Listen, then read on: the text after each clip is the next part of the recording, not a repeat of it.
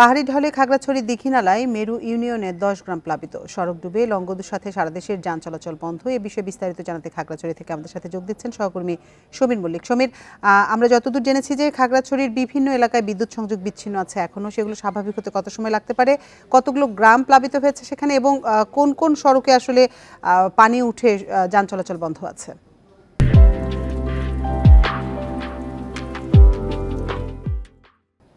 দেখুন, গত রাত থেকে কিন্তু যে টানা বর্ষণ হয়েছে সে কারণে পাহাড়ে যে ঢল সৃষ্টি হয়েছে, এরই মধ্যে খাগড়াছড়ির মেরুং ইউনিয়নের এটি প্রতি বছর প্লাবিত হয়।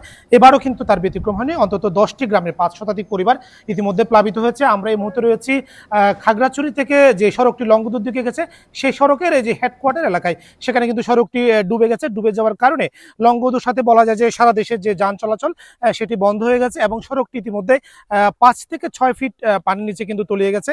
আরেকটা বিষয় আপনাকে জানিয়ে রাখি, আগামীকাল কিন্তু লংগদু উপজেলায় উপজেলা পরিষদের নির্বাচন। উপজেলা যে সমস্ত ম্যাজিস্ট্রেট বা অন্যান্য যে সরঞ্জাম সেটা কিন্তু এই সড়ক দিয়ে যাতায়াত করার কথা। এখন এই রাস্তাটি বন্ধ হয়ে যাওয়ার কারণে আসলে এখানে অনেকে আমরা দেখলাম যে যারা নির্বাচনের দায়িত্ব পালন করার যে ম্যাজিস্ট্রেট রয়েছে তারাও আটকে পড়েছে। একই সাথে সাধারণ মানুষ যারা এই সড়কটিতে প্রতিদিন প্রচুর গাড়ি যান চলাচল করে, বিশেষ করে যাত্রীবাহী যান এবং ট্রাক, পণ্যবাহী ট্রাক চলাচল করে, সেই যোগাযোগটা বন্ধ রয়েছে। শুধু খাগড়াছড়ির এই যে মেরুংয়ের জায়গাটি যে প্লাবিত হচ্ছে সেরকম নয়, খাগড়াছড়ি জেলা সদরে অন্তত 3 শতাধিক পরিবার কিন্তু ইতিমধ্যে পানিতে নিমজ্জিত হয়েছে। এবং সকালবেলা খাগড়াছড়ির যে খাগড়াছড়ির আলুটিলা যে সড়কটি রয়েছে সেখানে কিন্তু পাহাড় ধসে অন্তত 1.5 ঘন্টারও বেশি সময় ধরে সড়কে যে যান চলাচল সেটা বন্ধ ছিল।